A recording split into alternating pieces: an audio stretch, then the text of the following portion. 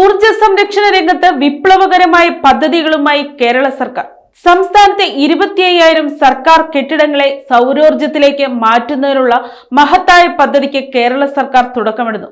2040ഓടെ 100% പുനരുപയോഗ ഊർജവും 2050ഓടെ കാർബൺ ന്യൂട്രാലിറ്റിയും കൈവരിക്കുമെന്ന ലക്ഷ്യത്തോടെ സർക്കാർ മുന്നേറുകയാണ്.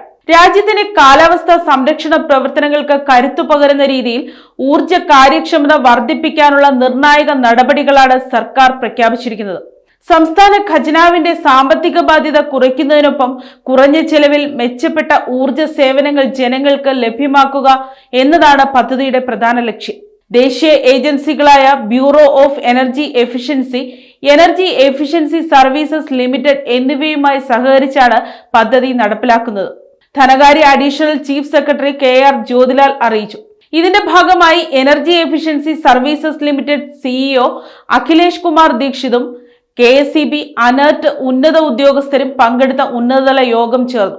സംസ്ഥാനത്തെ 25,000ഓളം സർക്കാർ കെട്ടിടങ്ങളെ പ്രൊസ്യൂമർ മാതൃകയിലേക്ക് മാറ്റുന്നതാണ് പദ്ധതിയുടെ പ്രധാന ഘടകം. കെട്ടിടങ്ങളിൽ സോളാർ പാനലുകളും ബാറ്ററി സ്റ്റോറേജ് സംവിധാനങ്ങളും സ്ഥാപിച്ച് സ്വന്തമായി വൈദ്യുതി ഉൽപ്പാദിപ്പിക്കാനാണ് പദ്ധതി. ഇതുവഴി പ്രതിവർഷം 300ഓളം കോടി രൂപയുടെ വൈദ്യുതി ചെലവ് ലാഭിക്കാനാകുമെന്നാണ് പ്രതീക്ഷ.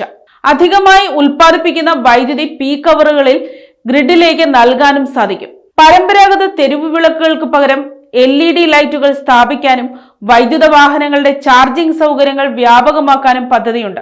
ഭവന പദ്ധതി ഗുണഭോക്താക്കൾക്ക് ഊർജ്ജക്ഷമതയുള്ള ഗൃഹോപകരണങ്ങൾ നൽകുന്നതിനൊപ്പം കെട്ടിട നിർമ്മാണ ചട്ടങ്ങളിൽ ഊർജ്ജ സംരക്ഷണ മാനദണ്ഡങ്ങൾ നിർബന്ധമാക്കാനും സർക്കാർ ആലോചിക്കുന്നു.